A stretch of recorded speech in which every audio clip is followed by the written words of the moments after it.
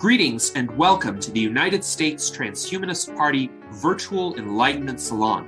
My name is Gennady Stolyarev II, and I am the chairman of the U.S. Transhumanist Party. Here we hold conversations with some of the world's leading thinkers in longevity, science, technology, philosophy, and politics. Like the philosophers of the Age of Enlightenment, we aim to connect every field of human endeavor and arrive at new insights to achieve longer lives, greater rationality, and the progress of our civilization.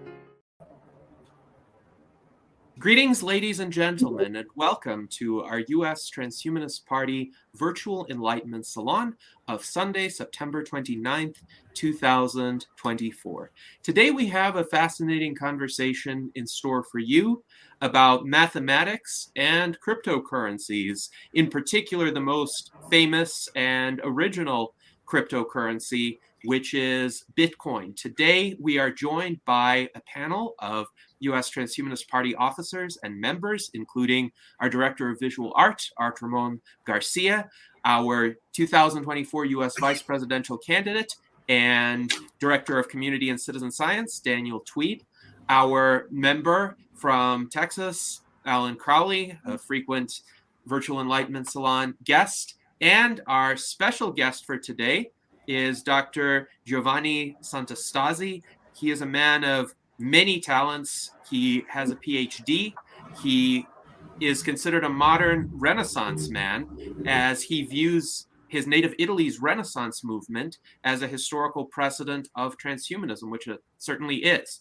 He received his Ph.D. in physics, working on gravitational waves and neutron star astrophysics, and he has spent over 20 years analyzing complex data in several scientific fields. He is also a neuroscientist and the Neuroscience Advisor for the U.S. Transhumanist Party. Furthermore, he is a financial analyst and currently is the CEO and Director of Research at Quantonomy. He is the author of almost 100 research papers, and his works have been featured in prestigious scientific journals, as well as receiving attention from popular media like Men's Health Magazine and ScienceDaily.com. But today he will be talking about an idea that has been based on his research on the price movements of Bitcoin, which is the theory that Bitcoin's price follows a power law. So welcome, Giovanni. We are pleased to have you on our Virtual Enlightenment Salon, and we've got your presentation pulled up here.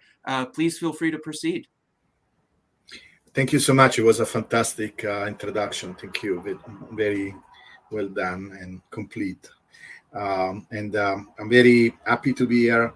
I noticed, by the way, that beards are a pattern. Maybe it's me looking for patterns everywhere, but I see some consistency here. Anyway, I wanted to discuss this topic with you because I'm doing this work since about 12 years. I've analyzed Bitcoin data for almost 12 years now. I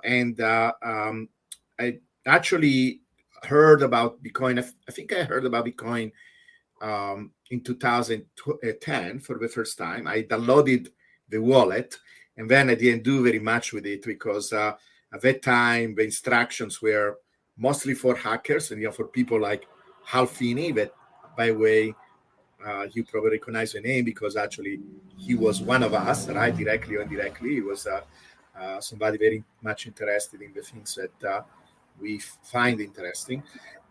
Maybe even Satoshi, but I didn't do anything with that wallet because I said, okay, I'm going to study how it works. This mining idea, it sounded really cool, but I put it in the back burner. But with Bitcoin, I think it's always a bad idea. And then 2 years later, in 2012, I actually read. I think it was for an article in the Institute of Emerging Technologies. And so that is actually a very important link to me with other transhumanists. An article where maybe you guys remember the author. I was trying to pull it up. I had it actually pinned in my X account, but then I unpin it and I cannot find it. But it's it was an article where another transhumanist was making the case that basically his argument went like this. He was saying, many of us want to change, many transhumanists want to change the world. We want to do all these amazing things, cure aging and cancer and send people to Mars, integrate with AI and all these kind of things. But many of us don't have the resources to do that, right? Maybe we are successful professionals in our field, but we don't have hundreds of millions of dollars that will be necessary to do this kind of project.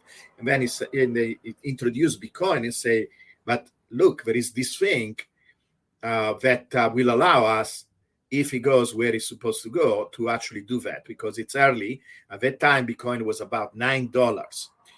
And if you invest right now, and the coin goes where it's supposed to go, maybe to hundreds of thousands or even million, you will be able to do the things that you would like to do. So I was very impressed by that. And by the way, at the end of the article, there was also a little chart of Bitcoin.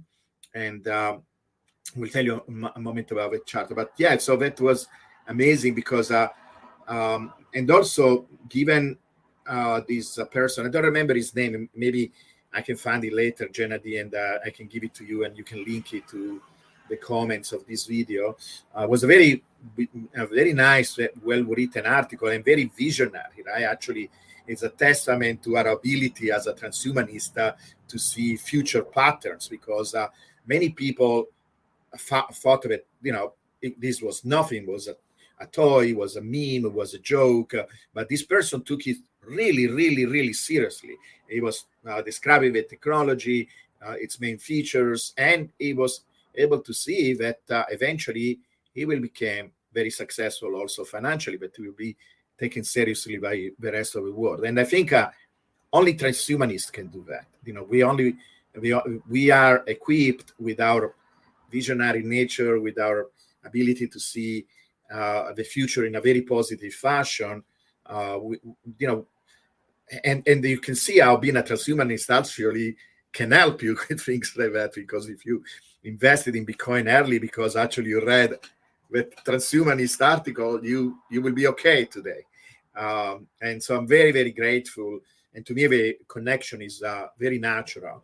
And, I want to hear from you guys if you think the same, that there is a connection there between transhumanist ideas and Bitcoin, right? Even this idea of decentralization. We could talk more about the philosophy behind it. But I also want to share with you the things I found, because I think actually allow us to see the philosophical aspects too. And I was mentioning the chart. So in the end of the article, we added this chart. It was like silly because markets started to open around, the end of 2010, and this was 2012. So there was no much data. And this guy wanted to actually try to see a mathematical pattern. Again, like we are people that like science, math, data. And so he was trying to describe the data. He arrived to the conclusion. He had the two main statements. One, at that time, we had a huge big bubble for the time that went all the way to something like $30. Then it crashed. And many people were talking about tulips. And I don't hear much that going on today, but we were saying tulips, tulips, tulips, because we were making the analogy, with the famous event where the people in the Netherlands speculated on tulips and then realized we can get as many, we can, like printing money, we can print tulips as many as we want, because it's relatively easy to replicate them, and the market crashed, right? And a lot of people got hurt. And so people were making this analogy with Bitcoin, but in the article we were saying no, because bubbles don't recover like this, because we had enough data to see after the bubble that actually Bitcoin recover. And if you forget the bubble, and you could, with your eyes, you could see the bubble was, you can almost cancel the bubble because it went up and then went back kind of to the general trajectory. it looks like exponential. This is what he said. But it turns out Bitcoin is not exponential. I make a big deal out of it. It's actually a power law. And this is what I'm going to tell you about. And power laws, probably you guys are aware of it, are very, very fascinating type of mathematical pattern, because a lot of phenomena in nature follow power law.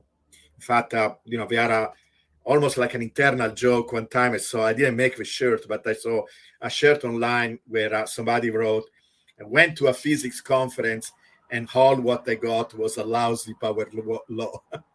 All what they got was a lousy power law, because we are a little bit too enamored with them, where we see them everywhere. They are everywhere. But, the motion of the planets is a power law. There are beautiful relationships between the metabolism of an animal, for example, and the mass of an animal. That is a power law, famous power law called the Kleber's law, and many, many other patterns. What I was missing personally was because, of course, as a physicist, I work with power law. I found many power law.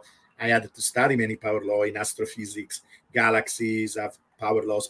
They are everywhere, many natural phenomena. Was the social connection. I didn't realize that actually physicists started to study, they started to move first in biology, and they started to find a lot of this pattern, and many biologists resisted because they didn't want this more mathematical approach to their science. And then actually they started to move into social phenomena, in particular studying how cities grow. And a lot of the patterns that you observe in the growth of cities, not just the city itself, but also things like gas stations in a city, they follow power laws.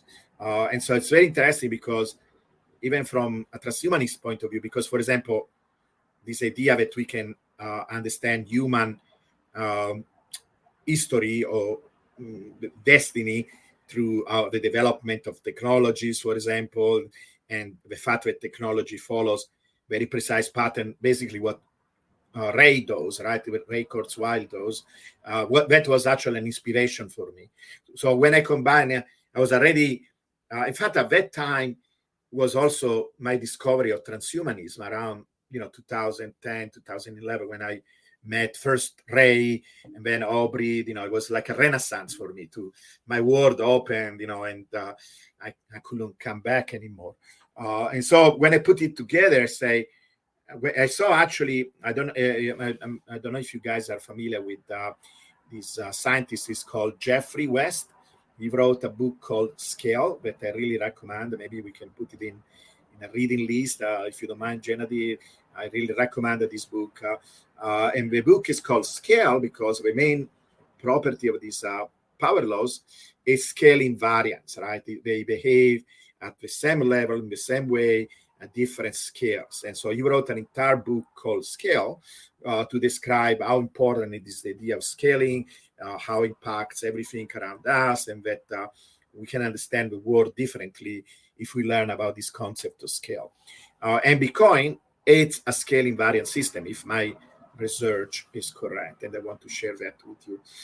So I'm going to take a pause and see what you guys think, if you have any questions, or if you want to interact with me, and then I can go and show you more of my, show you my work, what I found, and why I think is relevant. Yes, thank you very much, Giovanni. And here is the link to the book by Jeffrey West entitled Scale, the Universal Laws of Growth, Innovation, Sustainability, and the Pace of Life in Organisms, Cities, Economies, and Companies. So please check that out on Amazon. And furthermore, for those who would like to read Giovanni's article, The Bitcoin Power Law Theory, here it is on Medium. But in terms of the power law itself, and perhaps your slides will go into this, but some of our viewers are wondering essentially mathematically what is a power law. Now, I know what it is, but I think it would be useful for you to explain essentially the mathematical form that a power law takes and what kinds of phenomena in the world have been observed to follow power laws. Okay. Yes, and maybe we can go through my slide because I will cover the topic. So, all right. So for some reason I hear you in the background. I don't know, or maybe because I'm running. Okay, let me turn off this. I was running also the video in another window. I have too many windows open. But anyway, so my entire goal.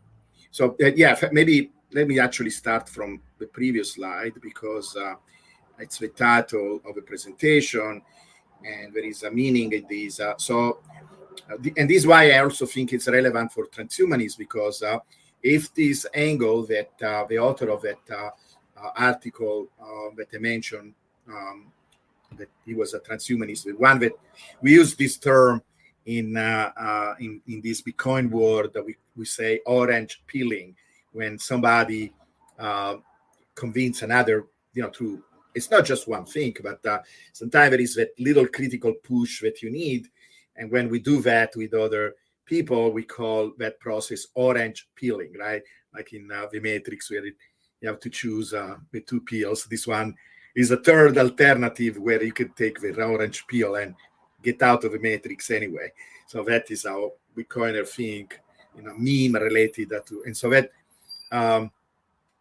the idea of orange peeling, that through that article, that was a transhumanist, that was orange peel by another transhumanist. And the main thing that article was conveyed to me was, I was mentioning the money, but the money is just a mean, because in fact he was trying to say how, we need the money to do this, right? To not to go and buy a big yacht and having girls dancing for us, but actually to do things for humanity. So to me, the search for human value, to what we consider value and what is important to us, I think is a very important topic related to Bitcoin.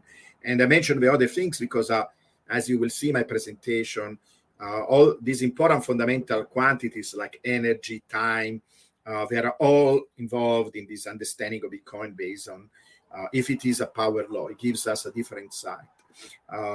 They are all linked together, and Bitcoin represents kind of a universe where all these things somehow are interconnected with each other. And so my approach, being a scientist, when in particular, when I saw this presentation, I saw the chart, I immediately actually went and got the data. That was also very fascinating to me, that this asset had all this data, what we call the on-chain data, where everything is recorded. We have all the price, we have how much computational power is needed to run the system. We have a measure of the activity in this system. I'm doing a little spoiler. It's a network, so it's the addresses, for example, represent some kind of a proxy for the activity in the network. So I was very fascinated by all that. I downloaded the data, and being a data fanatic, this is what I do from morning to evening, plotting chart, trying to understand patterns. I started to find this pattern. In fact, once I saw a lecture, a TED lecture by West, and he was talking about cities being like this pulsating living organism, with the road being like the kind of the circulatory system of the organism, the communication connections being the nervous system. And so it really talked to me, because it seemed like poetry. He's very eloquent. If you have a chance, please watch some of his talks. He has a Google talk, a TED talk, several. And I almost immediately saw, also because, all the background that I already had, it really, I'm very thankful to my transhumanism understanding and worldview, because I immediately saw Bitcoin being that city is just in the digital world. And they say, oh, Bitcoin has to be like that. And they started to go and look for the data, and I immediately found these patterns, right? This was around 2013, I started to find power laws. I found power laws between the price and the addresses. I found a power law between price and transactions. It was amazing. And it was really cool that I was right, that this intuition was right. And I was part of this very large group where several transhumanists were there, actually. And it was called Bitcoin and the Internet of Money. So before X, it was one of the places where people could go and talk about Bitcoin, and it added, more technological angle. We had at a certain point, we had almost 70,000 people in that group. Alex Lightman was one of the moderators in the group. David Orban was, in fact, I think Alex created the group. And David Orban was a moderator. I was a moderator. So we had a very, very different angle in looking at Bitcoin, very transhumanist angle. So this is the first graph I always show, because this graph is what most people see when they hear about Bitcoin on a TV program, like on the news or CNBC, etc. They always show a linear graph. So basically, we are seeing the x-axis as linear, the y-axis as linear, and the days here represent, usually we have dates, but they represented the number of days since the creation of Bitcoin, because this is my time measure. The time measure that I'm using is almost like I'm taking the creation of Bitcoin. It was January 3, 2009. It's also called the Genesis block, as my starting point. It's my Big Bang. The entire Bitcoin universe was created at that day. And so these days that you're seeing here are days since the Genesis block. And when you see a chart like this, you don't recognize any pattern. It looks very disorganized. Like, well, maybe in general it's going up, but there are these huge jumps in price, and then the price comes down, crashing, and that is very scary for many investors, because they think, I will never put my retirement on something like this. It's absurd, because it's going up, but who tells me that one of these days goes down all the way to zero, right? So it's very likely this enormous swing. So it doesn't look there is a pattern there. So as a physicist, we are trained when we look at data, because that is where we start. We all collect data about the universe, different phenomena that we want to study, and then we are trying to see if there is some kind of regularity, if there is some kind of a pattern, and then we use, like my ancestor Galileo said, the language of nature, that is mathematics, right? Galileo say nature is a book and is written in the language of mathematics. So use mathematics to make sense of these patterns and try to find maybe ideally that the Holy Grail, maybe an equation. It is kind of crazy to think that there is one single equation that can describe the behavior of something complex like Bitcoin, right? A financial asset that is bought, sold, on the market on 24/7. It's kind of a very crazy idea to think that actually you can do that. But when one of the tools that they teach us as a physicist, and for a moment forget this rainbow kind of colorful display. Let's focus on the black curve. When we want to go deeper in the data, we don't give up at this first level, that is a linear graph. Now, many phenomena, even in the linear graph, they look kind of like a line, right? Maybe a fuzzy line if we're dealing with a lot of noisy data. It will look like a fuzzy line. But, in general, you can see there is some kind of correlation, like a linear relationship between the two quantities. In this case, we are studying price and time, but it could be anything that, let's say, a physicist see, because I'm going to describe things like a physicist will see them. And in this case, what we don't find this linear relationship. There are many linear relationships in nature. Usually, when you look at small changes between two quantities, they can look linear, at least in that little range. But the thing with Bitcoin is that we are not looking for small little changes locally where things could look linear. We are looking for enormous changes because, it depends when you did this research, but in particular, if you do it now, we went from fraction of a dollar. In fact, if you go to there are few recorded transactions that happen before the first exchange is open, because most of my chart use exchange data. So they start at 2010 when Bitcoin was created, 2009, because they are more reliable data, right? We have 24/7 data. They are recorded. Everybody agrees on them and so on. Before the exchanges, transactions were more peer-to-peer. It was more, there was not consistent record of them, so I don't use them. But I did some exercise where retroactively I went back and I introduced some of the early transactions. In fact, the first early transaction that we know of was $1. Imagine that, right? $1 for 5,000 Bitcoin.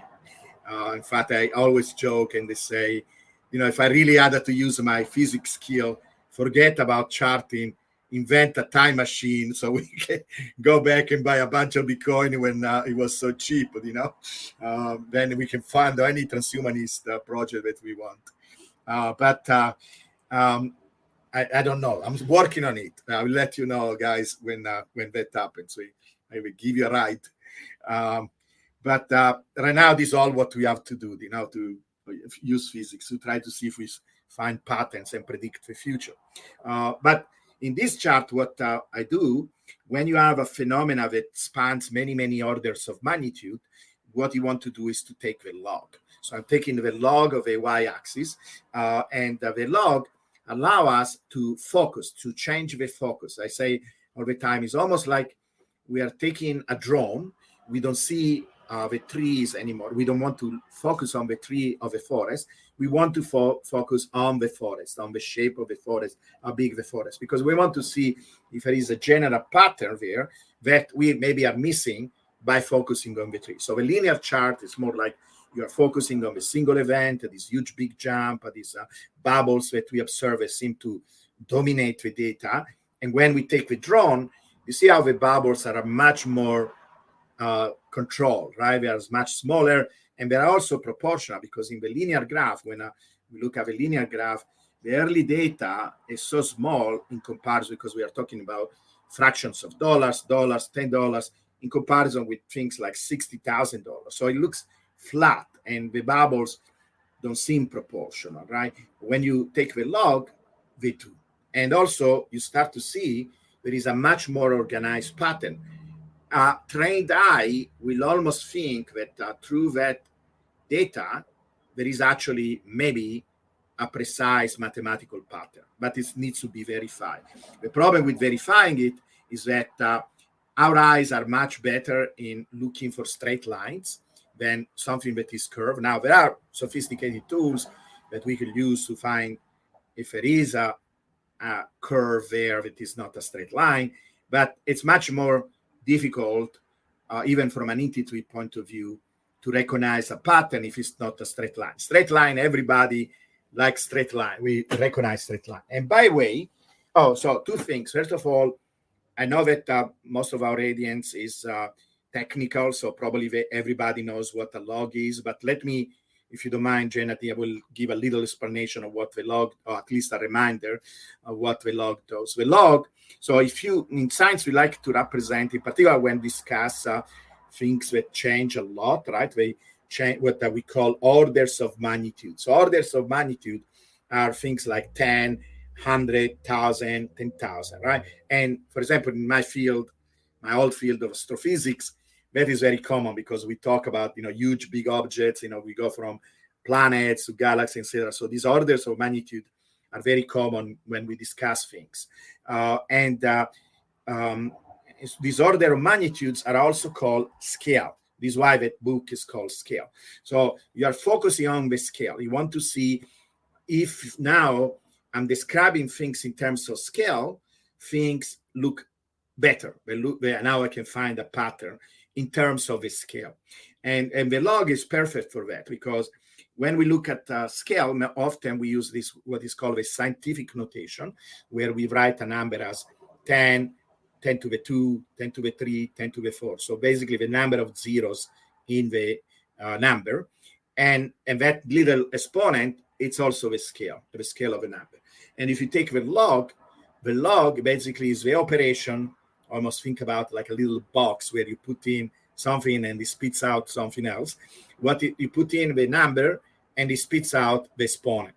So in this case, if I put in 10, it gives me the exponent 1. If I put 100, it gives me the exponent 2. If I put 1,000, it gives me the exponent 3, and so on. So you recognize these numbers now as $10, $100, $1,000, $10,000, and 0 is $1. Minus 1 will mean 1/10 of a dollar, and so on.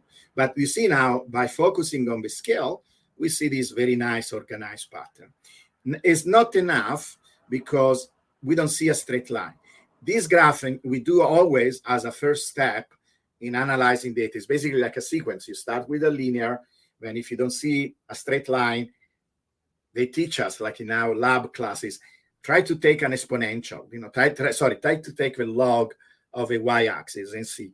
Because if you see a straight line in this type of graph, then you're dealing with an exponential. That is what happens, because the log basically cancels the exponential. So you're going to see a straight line pattern. And you can see here, I plotted the Bitcoin trajectory versus a straight line. And they are not the same, right? It's obvious it is not the same, because if Bitcoin was an exponential, it will look much more like a straight line. Everybody agrees on that? Do you have a... and because that is what actually in that paper we're claiming, it's an exponential. Maybe early on it was confusing, right? If you have a little bit of data, you could confuse and think you're dealing with an exponential. This is something that I'm dealing, I have 38,000 people following me on Twitter, and I struggle with this all the time, because a lot of Bitcoiners want to believe the myth and the legend that Bitcoin is an exponential, and it's not. It's not. The data clearly shows it is not. And there are, people will think that an exponential is good, right? Because we go up fast and we became all millionaires, etc. But actually, I will show you, as we discuss, that exponential is not good for something like Bitcoin. If you had to choose a pattern, it's a power law, and we will discuss why.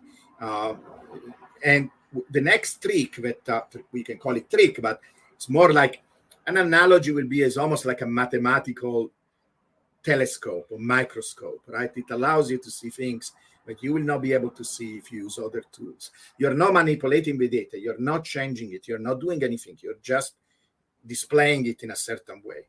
So if you now take the log of the x-axis, and we do that all the time because a lot of mathematical, physical laws are expressed in this way, in this power law that I will explain in a moment, the mathematical form of a power law, and then telling you how you find these power laws in the work of a physicist.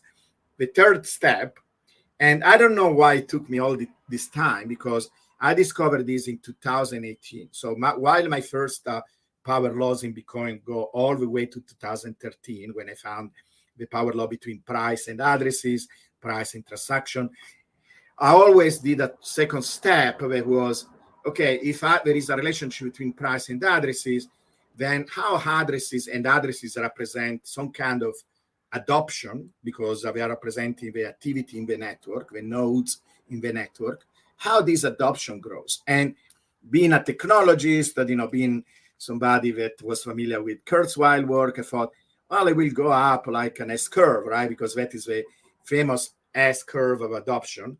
It is basically the integral, is the cumulative sum of a distribution of a bell curve, right? And so, there are some early adopters like Transhumanist of technologies. Then there is the average person. Then there are the people that, the Luddite, that take a long time to adopt the technology. So usually adoption in technology, it looks like an S-curve. And it doesn't work for Bitcoin like that. And in fact, actually, I will show you what Bitcoin follows in terms of adoption.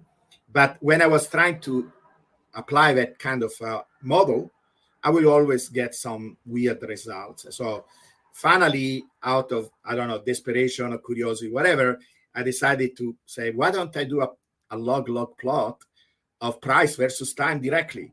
And I saw this, okay? And as a physicist, because I play with data all my life, for many, many years, I look at astrophysics data, I look at neuroscience, because at a certain point, I had a pivot in my life and I started to study the neuroscience of sleep. So I look at all kind of data. Rarely you see data that looks so straight. I know for the untrained eye, maybe not, because you see still the bubbles, you still these oscillations, so it doesn't literally look like a straight line. But you will agree, right? I want to see what you guys think, that the data seems much more linearized, right?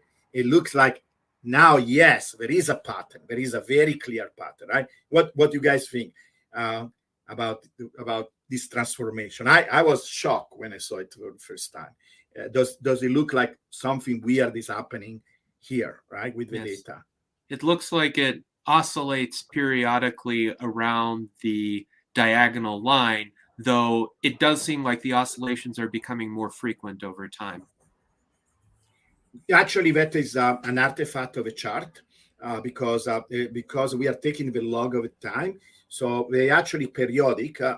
Thank you for the observation. It's very good, but it takes some training in looking at these log plots to understand this plot. The first bubble, it's actually an anomaly, so it doesn't follow a precise pattern. But the other one are periodic with a 4 years period, and they look more frequent simply because it's an artifact of a chart. Like, for example, it's an artifact of a chart where these things looks curved like this, when actually it looks curved like that in a linear graph.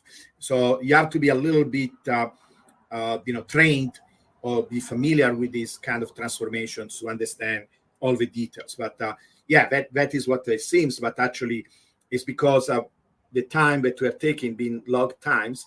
And this is what you see in the x-axis. These are the log 10 of the days from the Genesis block. So when you see 3 means 1,000 days, for example. When you see 4, it's 10,000 days, and so on. So actually, they are periodic. They look more compact because of the nature of a log. And by the way, I draw in blue the time where it was discovered in 2018 up to now. So that is the blue, basically what we call out of sample data. So it's basically since it was discovered, the prediction of this model was correct all these years, like basically 6 years. The reason now, because the power law became famous this year. Everybody's talking. I got interviewed maybe 40 times by different podcasters. It's really popular. Many people resist it for different mental ideas and mental, let's say, worldviews or whatever. But it became famous because I posted 6 years ago. Imagine that blue data is not there. And then this was on Reddit. I did a stupid mistake of not writing a scientific paper. By the way, I am in the process of doing that, like a peer review paper on all these discoveries. I posted in the famous scientific journal called Reddit, that probably everybody is familiar with. And people, I had some good comments, but a lot of people were telling me I was crazy. I didn't know what I was doing. And then 5 years later, I posted again. And the first Reddit post was called 10 years of power law behavior in Bitcoin. And the second one was 15 years, so now I had some evidence to show that I was right. And that post really went crazy. And one of the people of Reddit is this young YouTuber called Andrei Jik. I don't know if you call it. I know him. He's a Russian also. He's very popular with, so in particular with the young people, because he gives financial advice, etc. And he likes Bitcoin. And he wanted to have an interview with me. And I didn't know who the guy was. We had the interview. Then I show the video to my son. He's a video maker. My son went to school, master degree on that, and he saw the video and said, "You know who this guy is, Giovanni?" I said, "No, I don't know who is this guy." It's like he's like one of the top 3 YouTubers in finance. Like you will get a lot of attention. This is why this argument exploded this year. But we have 6 years of out of sample data. So your observation that the data oscillates is very good, because that is exactly what it does. The red line that I draw here is what is called a regression. So you take the logs and it looks like a straight line, but it's exactly a technique, a procedure that we physicists follow all the time when we suspect the presence of a power law, because the data looks linearized. Like here, it could look very fuzzy, maybe dots all over the place. Here it looks like there are these oscillations that is unique. I didn't see many systems like this that are power laws and they also have oscillations. You calculate what is called a regression. So basically you say, look, yes, there is ups and downs, there is fuzziness, but in general, it looks like a straight line. So draw me the straight line, the best fitting line. And it's an algorithm that basically tries to find the best line that minimizes the distance of all these dots. And when you look at that, it looks like the dots are equally distributed above and below the red line, right? This is how it looks like. And in fact, if it was not the case, then when we do all the stats that I will discuss in a moment, the answer will be no, it doesn't look good, because the bubbles dominate. It needs to be like that, distributed above and below, to actually for the line to be a good representation. In a sense, all the noise, if you want to think of this deviation from the trend being noise, cancel each other. The data above the power law are canceling the data below. And in a moment, we will see that is exactly the case. Now, the beauty of drawing this line, first of all, our eyes is agreeing. Yeah, look, it looks like a straight line. Yes, it's crazy. And the second one is that it gives us important information. So we can extract from the line the main characteristics that are the slope and the y-intercept. And both of them have meaning. The most important meaning, it's actually the slope, because the slope, I don't go in the details unless somebody is asking, then I can show you why. But you can write an equation derived from the parameter from the curve. The main parameter, like I say, is the slope. The slope turns out to be the exponent of the equation. So basically, if you have a power law and the stat says you are dealing with a power law, and by the way, let's talk about the stats. The stats, there are many stats that you can do. One of the simplest one is what is called the R square. So the R square tells you how good of a fit you're dealing with. And in this case, that number can be anything between 0 and 1. If it is 1, it will mean you will see the black dots basically on top of a red line. In this case, we get 0.95. The interpretation, it's a simplistic interpretation, but at least gives us a feeling, is that 95% of the data is described by that damn straight line. It's so simple, so incredible. Like what simpler than a pattern you can have in a straight line? That straight line does such a good job in describing the data that basically 95% of the data, it's a straight line. Now, of course, you need to interpret it. One interpretation is because if you really look carefully, the straight line meets the black line only in few points. So one could argue, what are you talking about? I never see the black line really following that straight line. Well, it's an interpretation based on stats, right? That statistically, the general pattern, the general behavior of Bitcoin follow that straight line. It's actually a very precise, it's not hand waving, it's a very precise mathematical definition of what is the interpretation of that straight line. And you can see from an intuitive point of view exactly what you were saying. It's the data is oscillating back and forth.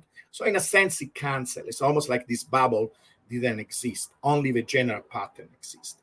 And when you find something like that, like I say, you can do what I say was crazy, is that to write a single equation. Think about how absurd that is, right? You have an asset that existed for 15 years, millions of people interacted, they buy, sell it, it goes up and down, it crashes, but the general pattern can be described by a simple equation. What is that equation? That equation is here in the title. Price, P, equals some constant. The constant, by the way, is related to the y-intercept of that straight line, because to define a straight line, you need two numbers, the y-intercept and the slope. And then you get a unique straight line. The intercept gives us A, and then we can look at it, the significance of it in a moment. And then time, because time is what we have on the x-axis, right? P is what we have in y-axis, and time is what we have in the x-axis. I wrote it in this way, t minus t1, where t1 is the block, the genesis block, the origin of time. So the difference between whatever time you're considering and the genesis block. And then you take that in to the alpha. So you take the power. This is why it's called the power law, because of that power. And the power is nothing else than the slope of this straight line. And that slope, it's 5.72. So a number close to 6. It's not amazing that we can do that, but it's actually, we can tell the general behavior of Bitcoin with one single equation. And that actually, to answer your question, and again, I can stop for a second to see if there is any questions, or if there is any doubt or any comment about this, any pushback or whatever. So please go ahead if you do. Yes, thank you. So I just want to emphasize here the difference between a power law and an exponential, because as you pointed out, the general form of the power law is y equals a times x to the n, and n is some exponent, it's some quantity that is fixed. X is the independent variable, so in this case it would be time, and then y would be the price of Bitcoin, whereas in an exponential relationship, x would be the exponent itself. And that's the difference between the two. Just for our viewers, this is not positing that Bitcoin's price follows an exponential relationship. Rather, it follows the y equals a times x to the n relationship. And just so that we have clarity on the specific formula that you posited, it's this: P equals A, which is a constant, times this difference, T minus T sub 1, which is the time today minus the time of the Genesis block, which is January 3rd, 2009. And then this exponent, alpha sub 1, is 5.7278. So it's actually even closer to 6 than to 5. And that's interesting as well. It would be interesting to hear how you arrived at that particular exponent and what real world behaviors or tendencies would give rise to it, because that's a high exponent. It's very high exponent, and so that means very high growth. So I arrived to it by simply doing the regression, right? So you do the regression spits out two numbers. One is the y-intercept, because this is how you define, right? You want to find this best fitting line, you run the code. The code is all based on mathematical formula and the statistics behind it. Then it gives you a bunch of numbers. When you run it in, I usually use MATLAB. Most of these figures that you see are people that are familiar with MATLAB, they will recognize them. But you can use Python or whatever. But it gives you several numbers. One number is the slope, one number is the y-intercept, another number is this r square, the p. The p in this case, p means how likely is that this is due by chance, and the p is like, I don't remember exactly, but 1 billion or something like that. It's an extremely small number. It's basically impossible that it's due by chance. And there are square that I was surprised being so incredibly high, because I play with a lot of phenomena in biology, for example, neuroscience. And if you get like 0.78, 0.75, it's you can publish a paper, and it's an amazing result. Like, whoa, this is incredible regularity, and usually you don't see that. In particular with social phenomena, you don't. I had a misfortune of reading some of these social papers that people put out, maybe because of some scandals, some that probably you heard about it, some plagiarism scandals. So I went and read these papers, and we had we had R squares that were ridiculous. Like a physicist will laugh about them and say, "How do you even publish anything with these silly R squares?" But this is almost a physics like R square. We are really used to very high R square because physics patterns are very regular, and this looks almost like that. This is why my entire thesis is that Bitcoin is more like a force of nature than an asset, that is something going on. So you ask some interesting questions. First of all, we will see in a moment, I will make a big deal of this N, because that N, notice, to be a power law, that N can be anything, right? So basically anything that has this shape is called a power law. It doesn't have to have a specific N. Every phenomena has its own N. Just to give you an example, with Kepler's, the planets move around the sun, right? And if you measure the distance of a planet, it's more complex because we have elliptical orbit, but let's simplify and say we have circular orbit, so let's call it a radius. So if you look at the distance of a planet from the sun, and then you're looking at the time that it takes the planet to go around the orbit, basically the period of the orbit, that is a power law. And in fact, it goes as the distance equal or proportional, because there is always some kind of proportionality constant, basically this A, proportional to the time to the 2/3. And that 2/3, it's a fraction. So N doesn't have to be an integer, it can be a fraction, it can be 3.9, can be any number, it can even be negative number. So anything that has this relationship where there is, in fact, this also even covers the simplest case where N is 1. In that case, it will be a linear relationship. So, even a linear relationship in a center sense is a very trivial, non-interesting, because really the interesting part is that if at N is not 1, then the relationship is non-linear. And non-linearity brings a lot of interesting behavior in the system. This is like one of the things that modern physics is very interesting to study, this non-linear, we also call them complex systems, when they have a lot of non-linearity. And 6, as we notice, is very high. So it's a very, very non-linear system. And also it means that Bitcoin is going fast, very quickly. If you want to look at how it looks like in a linear graph, it looks like this. So what I did here, I average the price with a moving average over 4 years. And why 4 years? Because these bubbles that we can discuss in a moment happen every 4 years, mostly because of this very typical Bitcoin event that is called the halving.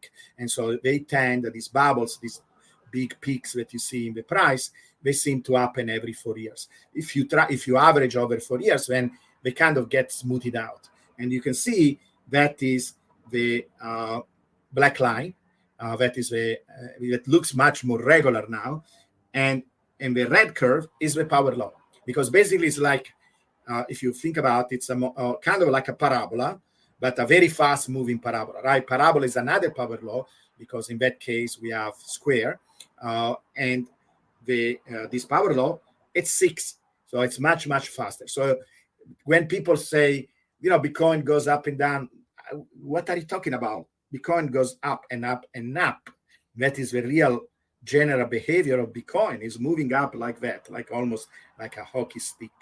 That is how it looks like in a linear graph. You go back to the linear graph. But so this N is almost like a fingerprint for the phenomena. So you mentioned different phenomena. So I mentioned Kepler's law. There is another famous, in fact, we can spend a little bit time to discuss it. I have some graph about that. There is a physiological phenomena where the metabolism of an animal, how much energy an animal consumes, is related to the size of the animal. And that relationship says that how many watts the animal consume in energy is proportional. Again, there is always some proportionality constant to the mass of an animal, again, to the 2/3. To 3/4. I made a mistake. 3/4. And that 3/4 is really cool because if you go deep, and for example, if you read the book Scale, there is an entire chapter dedicated to that because it's kind of a crazy rabbit hole that talks about fractals property of a human body. That is where that 4 comes from, because we kind of almost like are fractal beings. We live on 1 foot in the 3rd dimension and 1 foot in the 4th dimension, as humans. And it turns out that it comes out from the physiology, this number. It's kind of a hint about that. And there are, like, for example, that, if you guys have some kind of a bright light, or maybe I'm looking at outside, I see the sun, the luminosity of the sun is, or any star or anything that emits light because it has a temperature, right? Because it's hot. We are familiar with that, right? You look at a piece of metal that is taken out from very high furnace, of a high temperature furnace. It looks kind of whitish blue initially, and then as it cools down, it starts to go yellow, and then orange, and then red, right?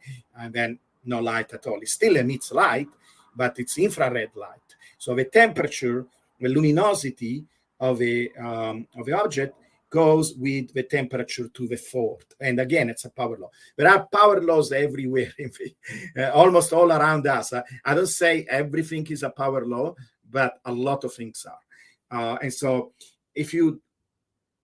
one of the goals in researching Bitcoin will be what that N is, where it comes from, right? And I had many sleepless nights trying to find out why 6, where the 6 come from, what is the significance of that 6? Because if I get my hands on that 6 and where it comes from, I did, in a certain sense, and I know it sounds crazy, and it's an alpha joke, alpha true, but Kepler discovered the Kepler's law, right?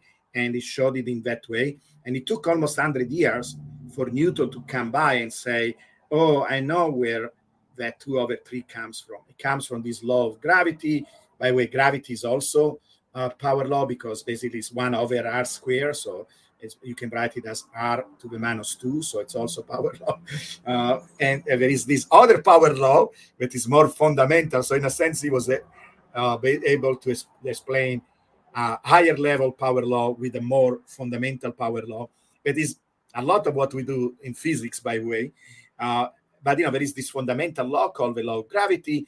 And if the planets are going around the sun and they have this distance, it was able to explain this relationship that Kepler's observed through the laws of gravity. And it took almost 100 years. But if I am able to explain that N, I'm basically doing both what Kepler did, because he was discovering empirically the relationship, but also explain the reason, the cause of it. It sounds so silly because you go and tell, oh, there is another power law that explains this power law. So it looks like all power law all the way down, that is silly. But, hopefully by the time you go down, you learn something. You go a little bit deeper in the causative chain, right? That is the goal. And maybe one day we go to the bottom and we found out where everything comes from. But that is the goal. Now, let's look at this formula a little bit closer. So if you think it's silly, I invite everybody, and there are different calculators online, etc., and you can do that. Go and look at different times in the history of Bitcoin. So first of all, we can do this together so we can also understand the significance of this 10 to the -17. Notice is an extremely low number. Genati, sorry because you are such a clever guy. So I'm going to ask you this question, not putting you on the spot and trying to make it more interactive. Do you have a guess why it's so small, that number?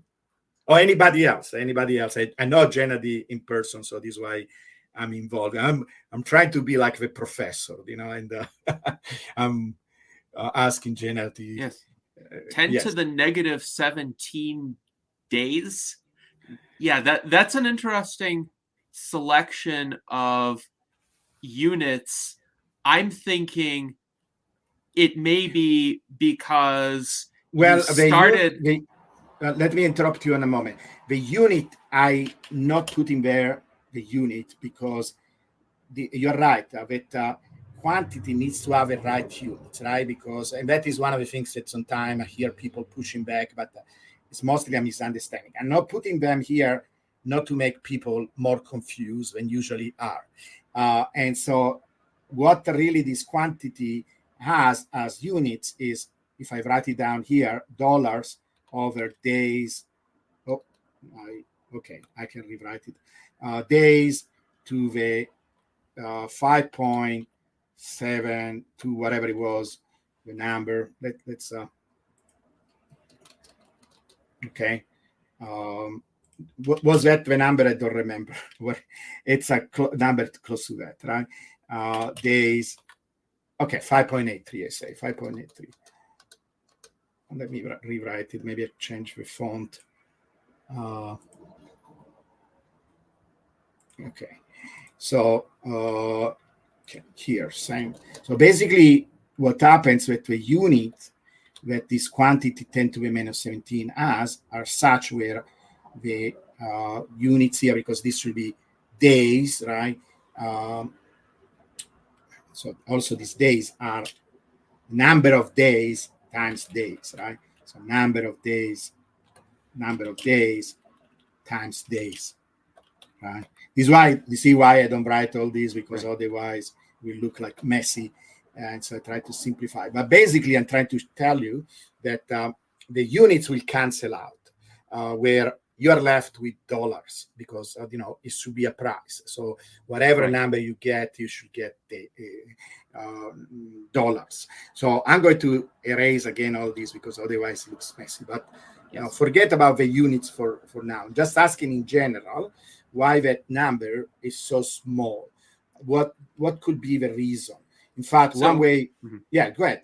So historically, the range of Bitcoin prices has really been huge. If you consider, say, the Bitcoin pizza transaction, where I think 2 pizzas were exchanged for 10,000 Bitcoins, as compared to today, when Bitcoin might be, say, around $60,000 per Bitcoin. So that range is just immense.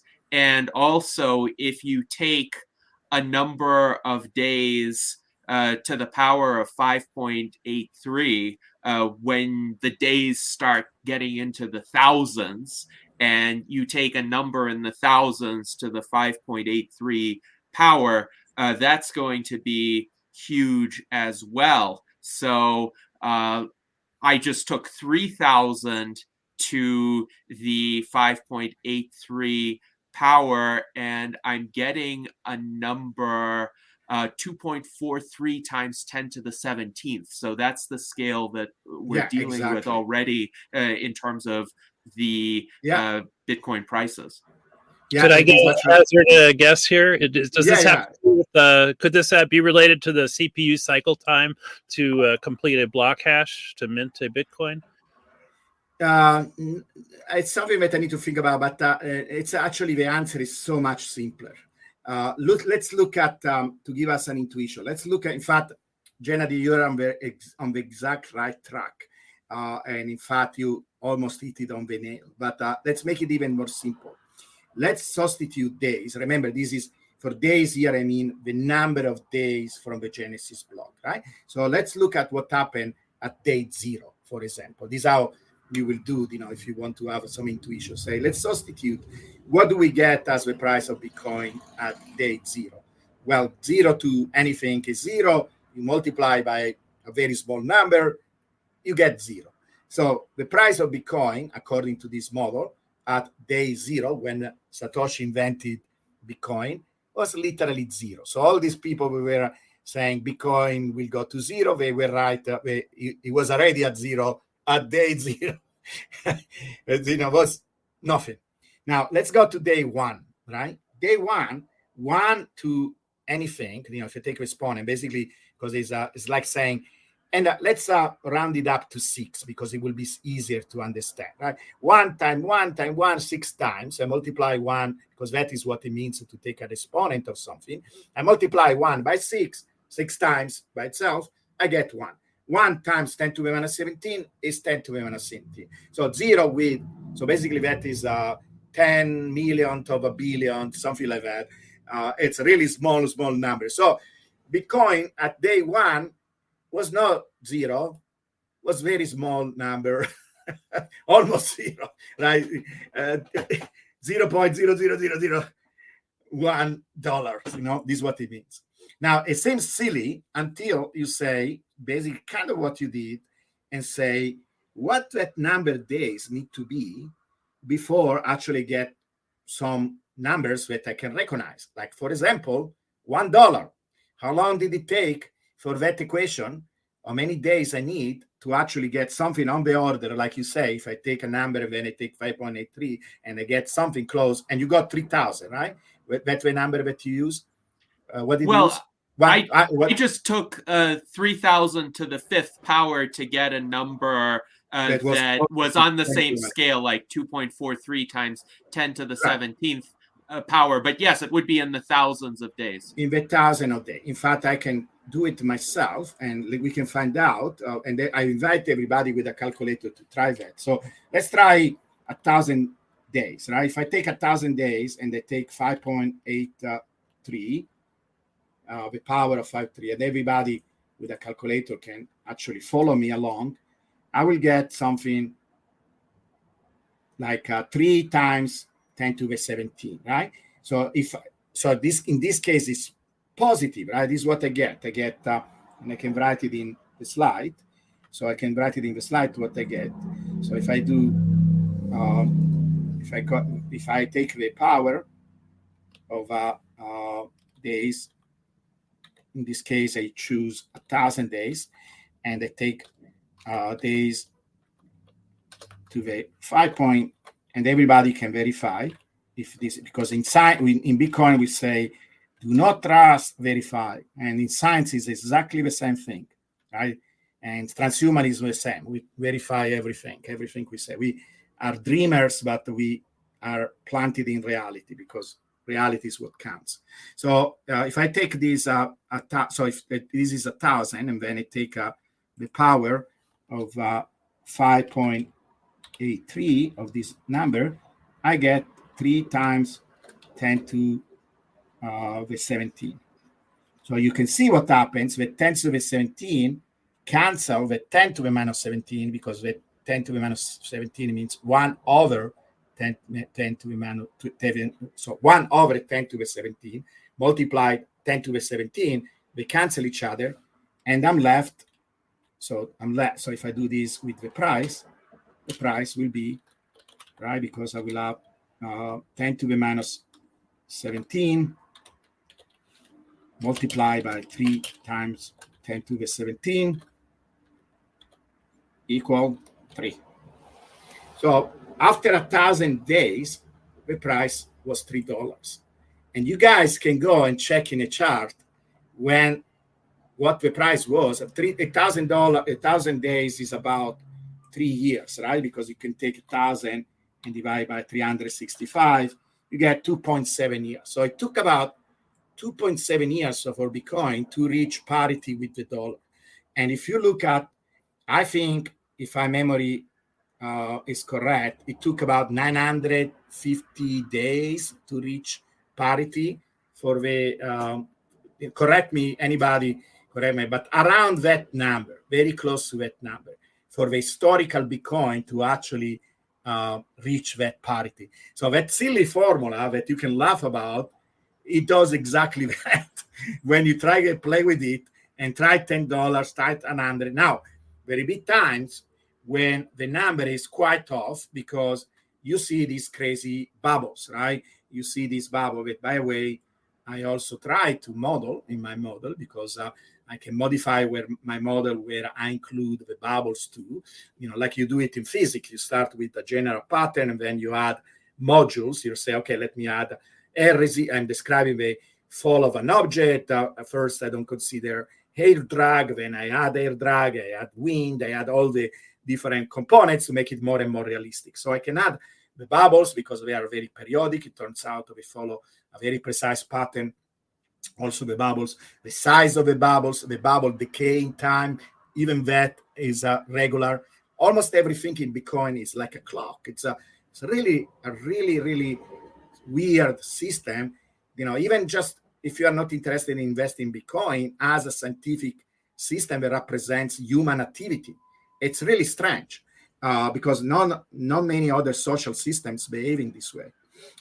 And so you can try and substitute different numbers. Like, for example, right now, if you substitute, and you can always go online and say, we can try today, right? You can say, how many days, I usually use Google, how many days from January, in fact, it comes up immediately because I do this search all the time. So I just simply write in Google, how many days from January 3, 2009 today? And ChatGPT will also be able to answer this very quickly. So it's 5,740 days. So what if we substitute that in the formula? What do we get? So I'm going to use my calculator, 10 to the minus 17. I take multiply by this number,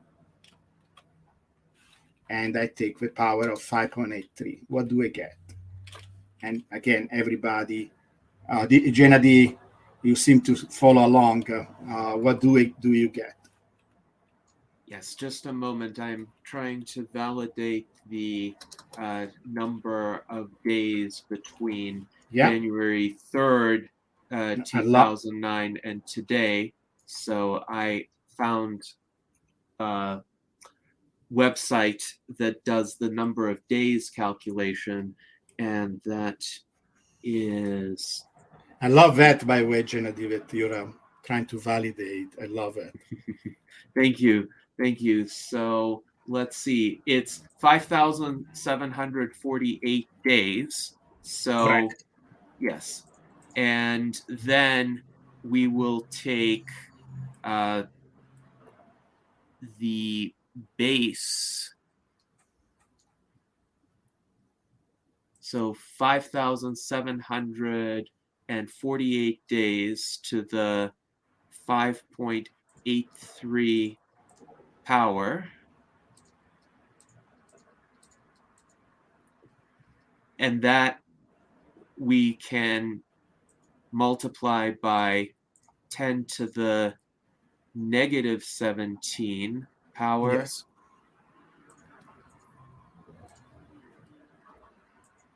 Okay, that's 82,790 for me. Perfect.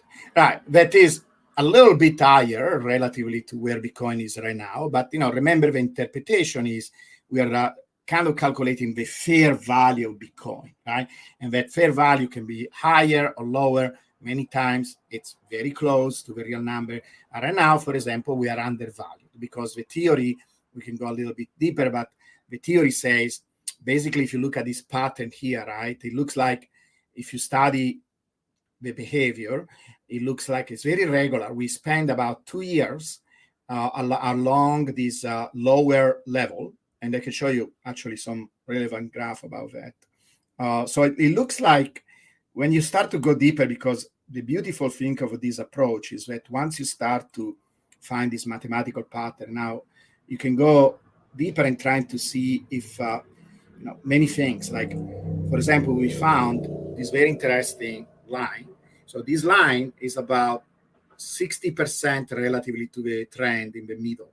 And so it acts almost like a support. Look at this blue dot. Look how incredibly crazy it is with this blue dot. By the way, I calculated this blue dot using this technique called ransack that basically it eliminates the outlier. So I draw in black the outliers and notice what they are, the bubbles, right?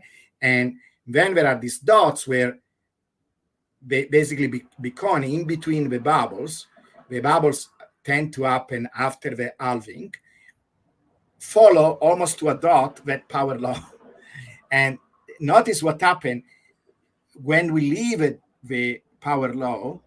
It takes about and I know because of this time distortion due to the nature of the graph. They look closer and closer and faster and faster. But imagine all of them are 4-year cycles, right? So we spend 2 years at the bottom, and then when we leave a power law, that, by the way, we think that bottom, it's the real power law, it's the real phenomena, but probably we have a lot of hints, I don't want to go too much in the details because we did so much work. All the research that we put together, I write articles to explain, etc. But right now, and by the way, it's not just me. I have we have right now, kind of jokingly, a group called Bitcoin Brain Trust, and we have like a bi-weekly show where we discuss. But in that group, there is another astrophysicist. He has a Ph.D. from Harvard, and he has older gentleman. He has a very successful career in science. Then we have a Stanford mathematician, Ph.D. His name is Fred Krueger, that is very popular also in the Bitcoin space. And I showed him this graph and immediately recognized it and say, oh, wow, it's a power law. Because I knew that any person with a little bit of training will recognize immediately the pattern. And since then, he's like a power law fanatic. And then we have a professor in finance. We make a group. So many other people have verified these. They did all kinds of statistical tests for robustness, for cross-validation, etc. But this pattern is really amazing. And, this support line. And we think that is really a physical property because it has to do with the energy required to mine Bitcoin. So it's really because Bitcoin has that aspect of physicality, the energy that goes into the system to support it and make it work. And so it turns out, like if you use hash rate, for example, you make a model of a price based on hash rate, you come very, very close to that support line. And so we think it has to do with the cost of mining a Bitcoin. And you see, is rarely violated. Like you see that little drop. Well, it was not little, it was enormous, but it looks little in the log graph. But around 4,250, very, very sharp. It looks almost like a V. Do you know what that is? Any guess? What could it be that sharp drop in price that went down very fast? In relatively recent times. In relatively recent times, could that be the FTX scandal that it happened before that? It happened before that. Could it be COVID? COVID. Yes. It's COVID. And notice, and this is one of these things that people will call a black swan, right? Because it's a very big event, unpredictable event, etc., that disrupted the economy and the supply chain and so on. Look what happened. It arrived to that red line, it jumped, and it went back. That is exactly what you will expect from a system like this, because power laws, by the way, are associated with anti-fragility, are associated with adaptability, because basically they work on many different scales. We will discuss it in a moment. That is one of the main characteristics of power laws. They are scale invariant. And when you have something that can work and can deal with events at all scales, big, small and big, you will have something that is very robust, very resistant, anti-fragile. That is exactly what you want for a system like Bitcoin to be. And so it's one of the beautiful properties of this system that is associated with power laws. But so what I was trying to tell you, you start to dig in and you're looking at all these interesting properties that having this particular look allow you to discover. And I was telling you the pattern that we found out also because I did different studies. I have hundreds of slides here. I'm just selecting just to show you some of the things I discovered. But basically, I started to study the periodicity of these bubbles and from what exactly a mathematician, a physicist will do. And I found things like these, right? So if you average all these patterns and you put them on top of each other, and then you look in how regular they are they matching? So these are, these are our scientists will do. Imagine this is like you see graph like this when people describe the motion of these extrasolar planets, because we are trying to get the data and we are looking for periodicity in the data. So you will put the cycles of the planet on top of each other to see. Many times you have a lot of noise, and by summing signal and noise, the noise cancel and the signal comes out. Same thing here. I'm extracting the signal of these bubbles. They are so strong that you can see with your eyes. But in this case, I was trying to see how regular they are. And you can see they are very regular, because even if you add the error bars, so these error bars show basically how much irregularities there are relatively to each other. It's much more regular here. That is when we are close to the bottom, to that support line. But then as you go to the bubble, it starts to be much more regular. In fact, the peak and the bottom are the place where there are less uncertainty. They seem to be very, very precise where they align. And so, in fact, you can use these to predict when the next top will be. That in our case is going to be November 25. And we can even tell, because one of the things that we observe is that actually the bubbles decrease in time. And I was very surprised to find out. Now, you have to be careful, because while with the power law we have thousands of points, the bubble themselves are only, if you exclude the first one that didn't happen after the halving, so you take only the 3 associated with the halving, the decay of these bubbles are an exponential, and very, very precise exponential. In fact, if you include the first one, if you want, even that actually follow an exponential with the other one.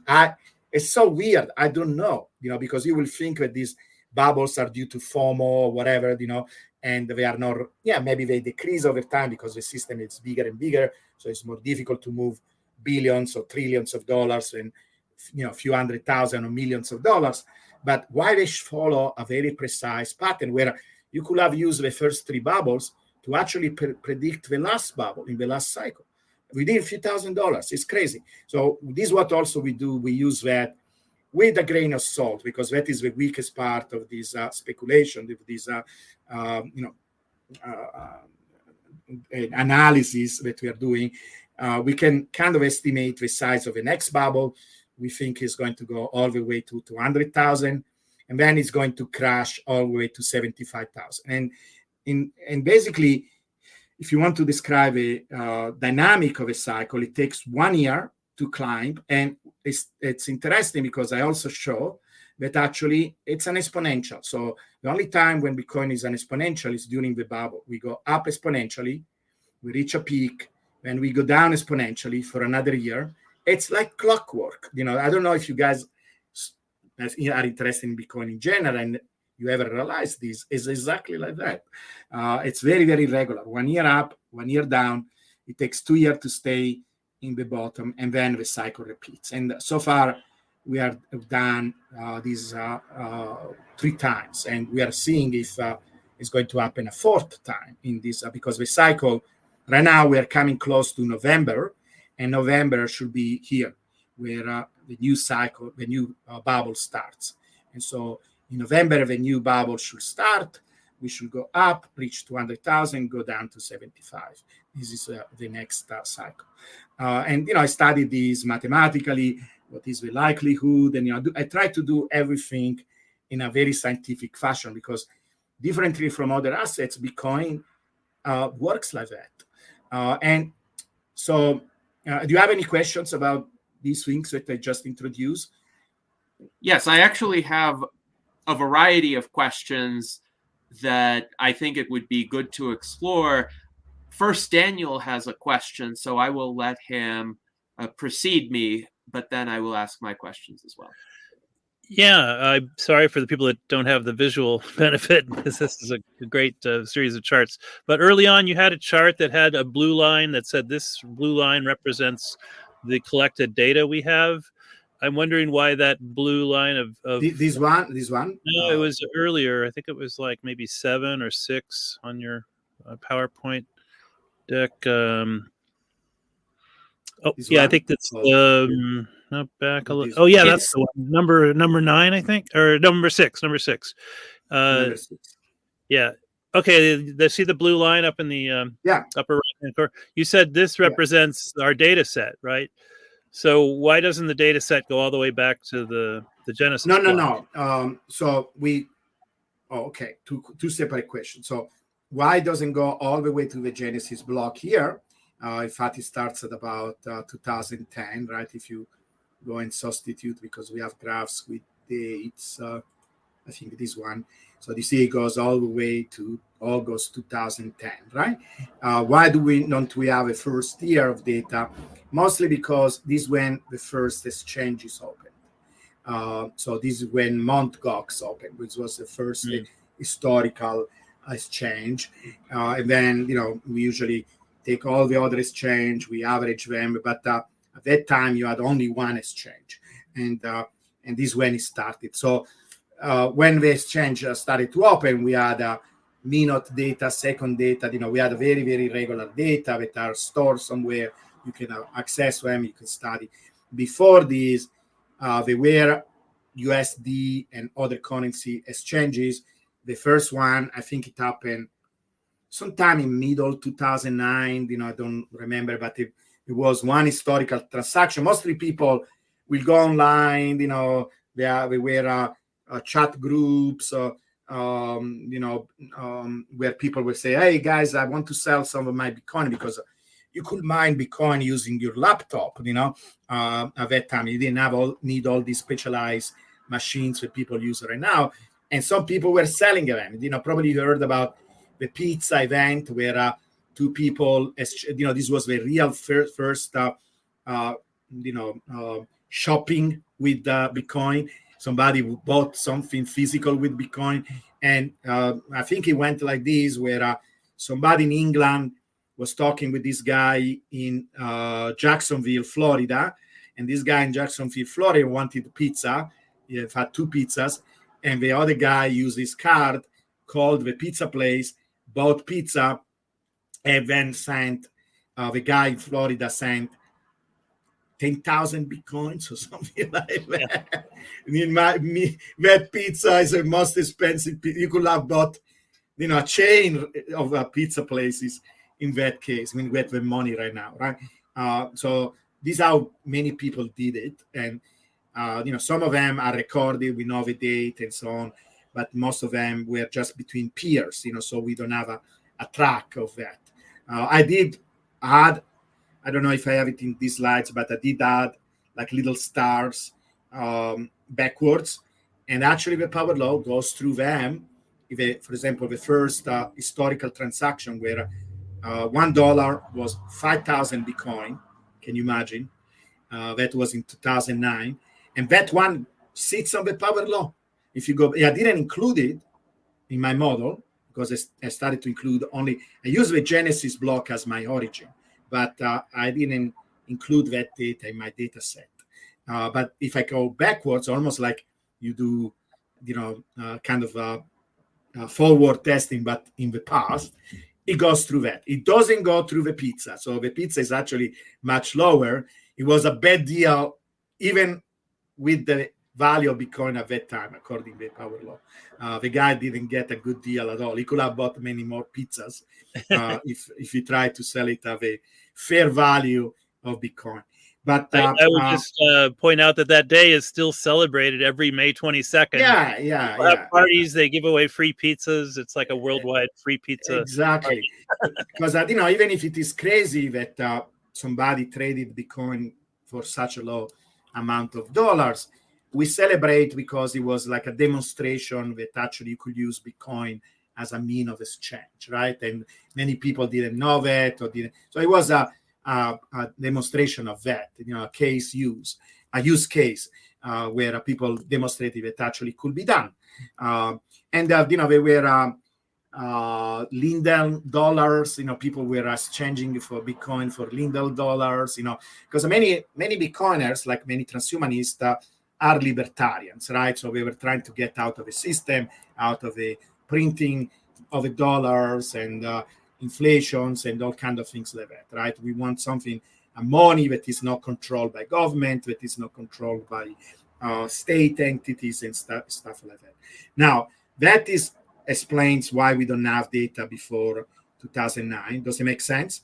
But in our fitting, we always use well, not in our fitting, indirectly we use the Genesis block as our starting point, because time is always denoted in terms of days from the Genesis block. But we started the fitting here.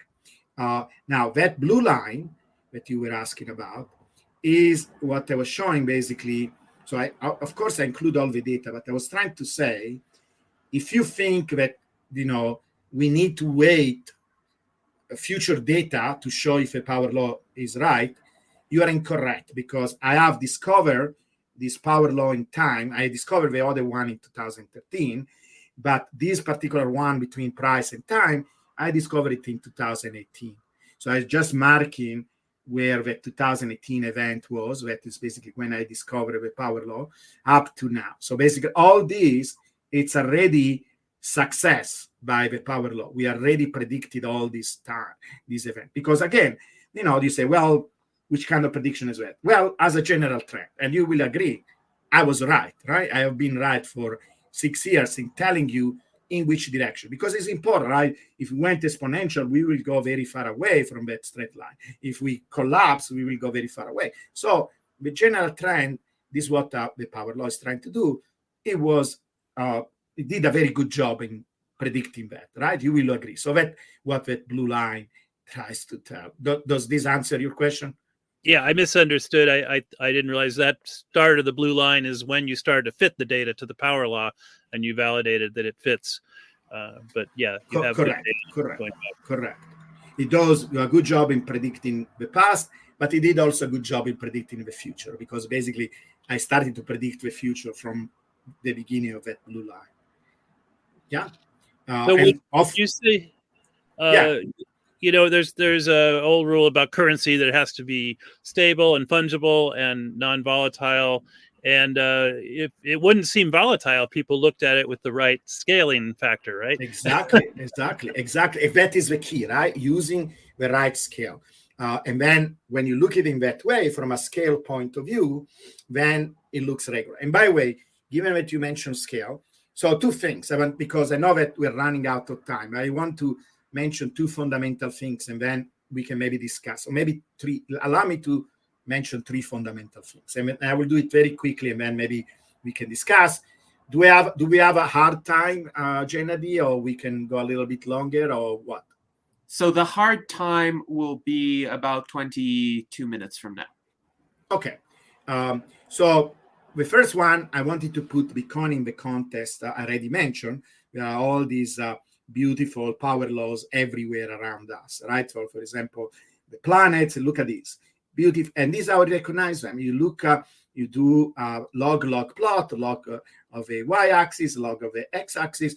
If you see a straight line, it's a power law. You measure the slope, that gives you the fingerprint. That gives you some hints of what is going on about that particular law, about that particular pattern. That is the cause of this behavior that we observe. And there is this beautiful relationship here. So we go from the physical world. There are a long list here, for example, a list of all the physical laws that are also called scaling laws. And we will discuss in a moment why scaling and power law are basically synonymous. Scaling laws, power laws, right? I don't call them all the time scaling law, because there is also this issue of scaling Bitcoin in terms of how many transactions there are, and people could get confused. But you see, look at this, a long list of physical laws, and I don't think it's even complete, that are all power laws. And you see here the exponents, 1, 3, 5, 4, -1, many different ones. And all of them, if you understand this exponent, then you understand something deep about what is causing or the nature of that particular law. I love this one that I mentioned before. We can maybe spend a couple of minutes on this one.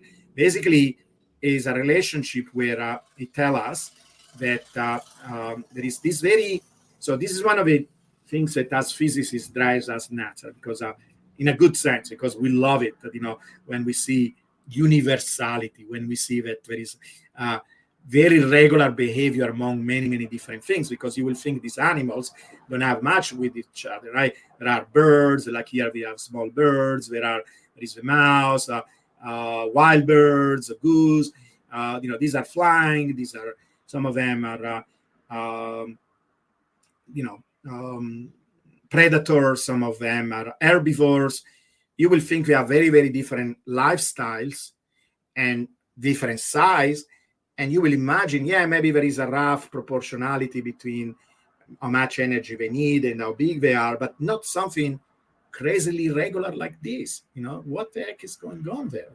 And this is what, as physicists, make us happy. And many biologists don't care for some reason, right? And now biology is becoming more mathematical, more physical, but in the beginning it was very, very qualitative. They didn't think that there were many regularities like that. And when physicists started to enter the field, we started to find all these regularities. And Jeffrey West actually has some interviews where they say they even gave him hard time. Like he mentioned, one time it was time to publish a paper where he found some other power laws or whatever, and they gave him 7 referees. And I don't know if you ever publish a scientific paper, it's usually 3 at most, right? This is what you get. The fact they gave him 7 referees was, okay, we will try to do everything possible to find somebody that doesn't agree with you, so you don't publish it, And finally published, because, it doesn't matter how much resistance he got. He was right. The math was math and the data was the data. And the field is changing. But he was telling this thing. And it's kind of funny because I found a lot of these resistance with Bitcoiners. When I show my data, they tell me, some people appreciate, some people like it, other people insult me and they make fun of me or whatever. It's not always easy because I love, the reason I do that, because I love a social aspect, notwithstanding the challenges. I love a social aspect of being a Bitcoiner, and I want to share my finding with the community, and I'm going through that. And many times I learn from them because, they have very good questions, comments, or challenge, and make me think. And so it's a very good back and forth relationship, even if sometimes it's frustrating. One of the criticisms of biology, right? Let me tell you a little bit about this. Let's see if I can summarize it. What this equation shows, beside orderly, and by the way, look at that, how interesting it is that a human consume about 100 watts, right? We are like a bulb, we are a little bulb of light, right? That is how much energy a bulb consumes, and very efficient computer, if you think about it, right? They're just on 100 watts, because mostly of that energy goes to the brain, right? I think 50% or something like that. Notice that the woman is a little bit lower. So you can learn a lot of things, like why, for example, the birds, like these small birds, are higher relatively to that line, because they fly. So they use more energy given their mass, right? So you can learn a lot of things about animals by looking at this, how everything is organized in this graph. But the general pattern, the slope is 3/4. So what does it mean? It means, and you can do it in your calculator too, because it's nice to verify these things. So if you take the power, so imagine I'm doubling the size of an animal, right? So you will think, this joke of a spherical cow, physicists say, let's think about a cow, and okay, it's a spherical cow, because we try to simplify the shape and we say it's a sphere, right? But it's approximation that is a sphere. But imagine I'm doubling my animal, right? I'm kind of doubling the number of cells. So you will think, if a cell have a certain rate of consumption of energy, you double the size, you will get 2 times the energy, right? So you will think it's a simple linear relationship between the mass and how much energy you're using. And instead, it's 3/4. So what is the consequence of that? So let's say I double the size of an animal, then I get 2, and I take the power of 3/4, I get, because I double the animal, so I'm going to raise the power, right, the change in mass to the 3/4, that is the exponent of that power law, I get 1.68, so about 1.7. So I get a discount of 30%. So when I make an animal bigger by a factor of 2, that is actually an evolutionary advantage, it will not be a big advantage if you had to use 2 times the energy, because at a certain point, you will need so much food that you will not be able to exist. Because let's go to an elephant The elephant is about 10,000 times bigger in mass, because if you look at this, right, the elephant is 10,000, actually 100,000, right, because the mouse is less than 0.1 kilos. The elephant is close to 10,000. So we are talking about 100,000, right? So if you go up 100,000, and I'm going to do it in my calculator, and they do 3/4, I get 5,000. So it's an enormous discount by the time you go to an elephant. That 3/4 makes things where it's almost like an economy of scale. It really pays off for an animal to be bigger, because you get all these advantages. You don't get predators and so on, but you don't have to use all that much of an energy. Yes, a little bit more, but not 100,000 times, because if you add 100,000 times, we will not have elephants around, and will be a really huge pity, because I love them, right? Big ears and the trunk, and what a pity will be if a world didn't have elephants, right? So they exist because this economy of scale, how nature organizes. Now, if we want to go in the details of what happened, and the book Scale does an amazing job of that, has to do with our circulatory system, how basically the energy gets distributed, the fuel gets distributed in the body, where the body finds optimal ways of doing this. Bigger it is, better it can do this job of distributing the energy. And so it's very, very powerful idea. People have dedicated entire careers. There are hundreds of papers on this topic. This is called allometry, this idea that there is scaling behavior in sizing animal. And now I want to talk about a scale idea because it's so fundamental in trying to understand what is behind this phenomena. So you see, look at this. We say, and Daniel pointed out, right? If you look at the right way, this phenomena, and the right way is what? Forget about the linear changes. Look at how the scale changes. These changes is of 10, 100,000, etc. So if you focus on that, and then you see this linear relationship.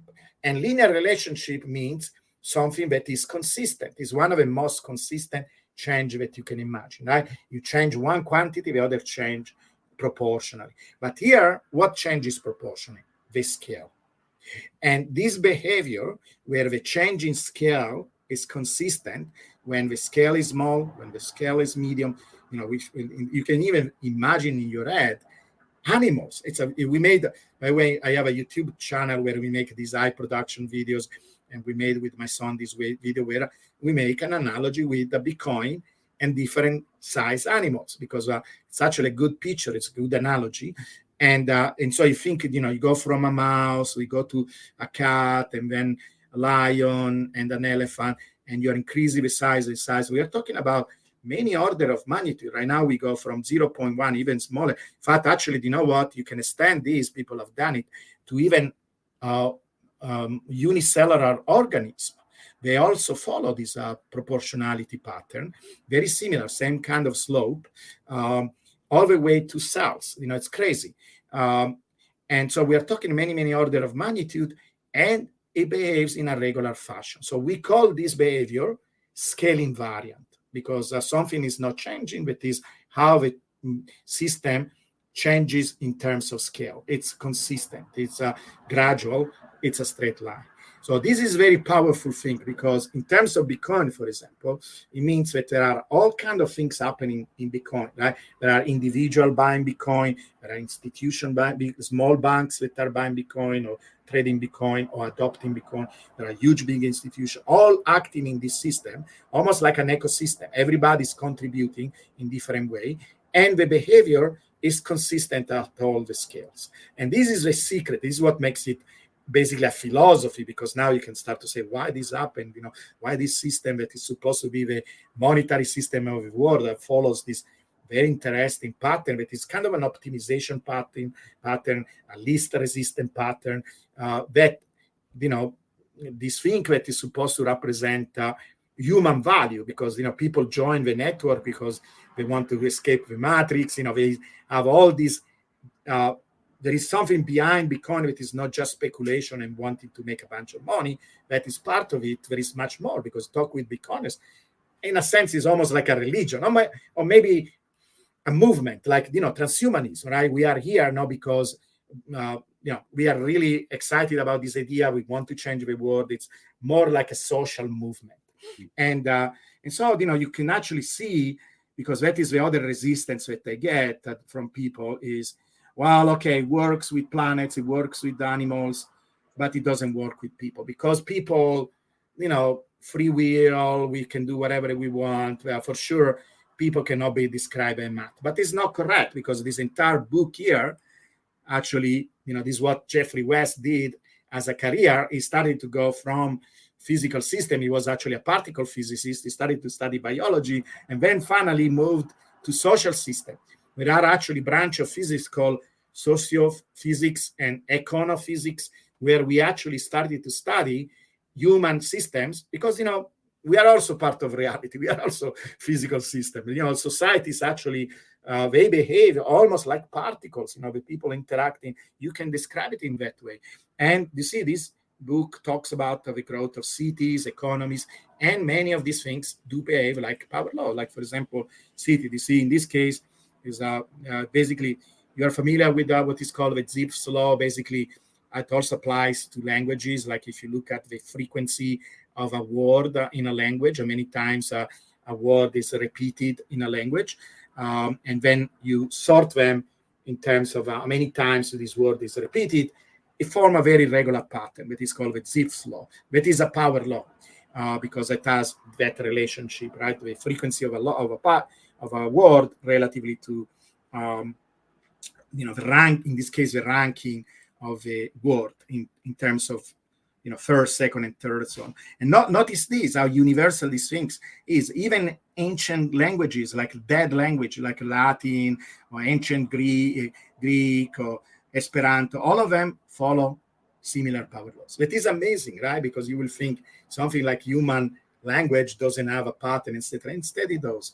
And then cities, if you can do the same thing in cities, where you organize and sort them in terms of their size, and these are different regions in different countries, and you see these patterns, like large city, small city, they all follow this pattern that is power laws. And in fact, if you read the book, but also listen some of West talks, it says that even gas stations in a city are power laws. The number of gas stations proportional to the size of a city in a power law. The number of patents in a city are a power law. The GDP of a city is a power law. How fast somebody walk in a city is a power law. Somebody one time challenged me and say, well, okay, history for sure doesn't follow power law. It took me literally 5 minutes to go to Google, and I found the time in between conflict is a power law. And, what more historical than wars can be, and I'm sure there are many other things, like other events that follow a power law distribution. So we are everywhere around us. And, this is one of the things that I wanted to emphasize. The other thing I want to emphasize, because I think it's critical, and maybe we can stop here, is I did find the origin of that 6, where that comes from. Well, it turns out there are not one power law, there are 6 of them. So basically, all the different on-chain parameters, like addresses, hash rate, etc., they are all power laws. So do you remember when I was telling you, I was trying to describe how the adoption of Bitcoin, because addresses can be understood as a proxy, right? Because more addresses there are, more people probably are creating these addresses. So it's a proxy, unfortunately, but also fortunately, because we don't have to write down our name when we buy Bitcoin. It's a proxy of the activity in the network. So if you understand Bitcoin as a network, then a lot of things get revealed. And if you're looking at addresses, it turns out it's a power law with cube.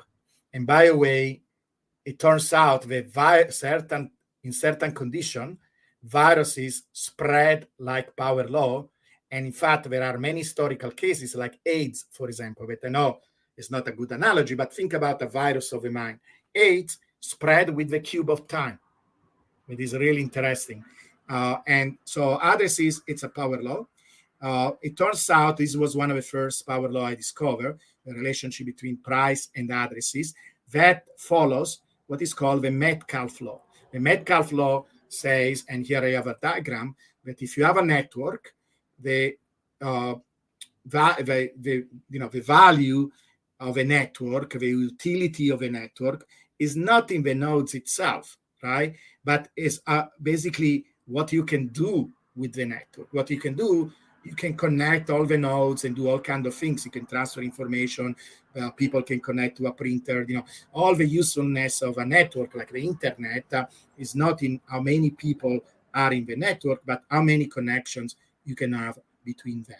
And if you extrapolate the number of, if you go to a large numbers, it's a bit relatively, it's not, a straight equation, but if you go to relatively large number, you get a relatively simple solution that the number of connections is proportional to the square. So basically it becomes like a power law. And look at what happens. In our case, we get a number, the relationship between price and addresses, that is very close to 2. Now, what happened when you combine these two numbers, because basically it will be price equal addresses square, let's round it up, price equal addresses square, so the number of connections, but that addresses square grows with the cube, so you have cube to the square, you get 6, because when you're taking the power of a power, you basically multiply the power. So 3 times 2, you get 6. And this is why you see this beautiful power law in time. And then it turns out also hash rate is a power law. So basically it turns out it's some kind of a feedback loop where I didn't create this loop, some other Bitcoiner did, but many Bitcoiners have very strong intuition about Bitcoin.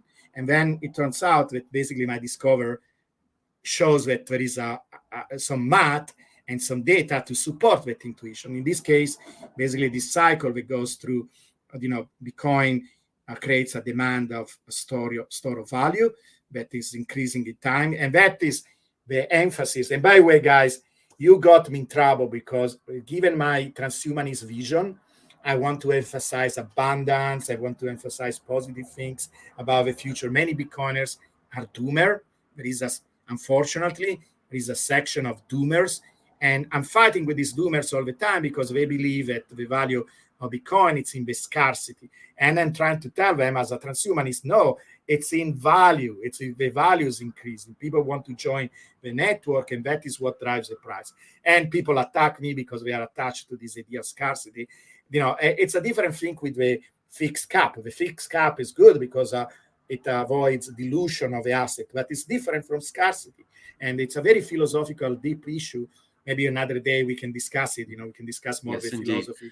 Giovanni, we are coming up, unfortunately, against our hard constraint, but I'm thinking we need to do part 2 of this because there's so much more to explore in terms of your research about the power law. And there are many questions that I have and many questions that our audience would have. So I think we should schedule a second session soon to really take a deep dive into those questions, even fundamentally, why is it Bitcoin, or what would happen if everybody agreed with you that this power law exists and started kind of taking advantage of it. But I think this is fascinating, and it's fascinating that you have delved into this kind of depth and found parallels between the price of Bitcoin and other phenomena in biology and society, in physics. So I think it's well worth exploring. Our audience has been fascinated by this as well. So I really appreciate you joining us today. We've got maybe 30 seconds left if you would like to offer a closing remark, a final thought that you would leave our audience with. Sure. So, it's, I think Bitcoin, it's much more than most people think, and it's very strongly related to a lot of things that are interesting to us. So I invite everybody, one of the things I told my audience was that I was going to orange pill you. I don't know, I'm sure that many of you have Bitcoin, so they got Bitcoin maybe actually early on, but if somebody didn't, please try to explore it with this different angle and try to understand it, because it's not too late. And by the way, yes, it will help you in the long term, because when we come back next time, I will show you where Bitcoin is going. It's going to $1 million, and it's all the fact that it's following a power law and is a scaling behavior almost, I don't say assure, because it will be a crime to say that. It's still an investment. There's still risk associated with it, but it's very likely that we go to $1 million. And if you're thinking with the right lenses, like Daniel was saying, we are talking about only 2 orders of magnitude, right? Because in fact, actually 1 order of magnitude to go to $1 million, because we are almost 100, and 10 millions is only 2 orders away. So it's quite easy for a system that went through 8 orders of magnitude to go another order of magnitude, right? 1 million. So we are 60,000. There is still a lot there, So yes.